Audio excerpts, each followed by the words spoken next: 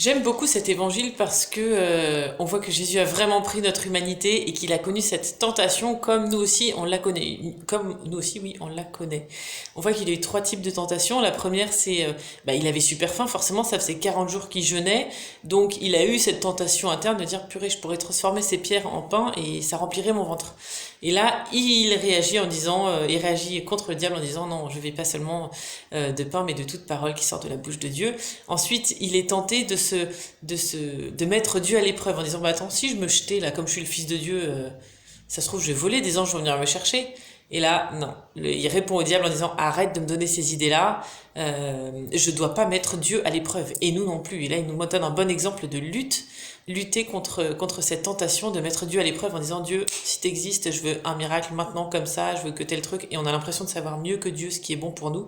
Donc on ne met pas Dieu à l'épreuve. Et la troisième tentation, ce sont les idoles. Les idoles, ce sont toutes les choses qu'on choisit pour remplacer Dieu, d'avoir plusieurs dieux. Votre idole, ça peut être votre téléphone, les réseaux sociaux, ça peut être le shopping, ça peut être le sucre, ça peut être l'alcool, ça peut être les amitiés qui prennent énormément de place. Ça peut, voilà, on a tous des idoles, des choses qui nous raccrochent, où on essaye de remplir ce vide en forme de Dieu qu'on a à l'intérieur de nous avec des choses de la terre. Et forcément, on sera toujours insatisfait parce qu'il n'y a que Dieu qui peut remplir ce vide en forme de Dieu. À bientôt. Bon carême. Ciao.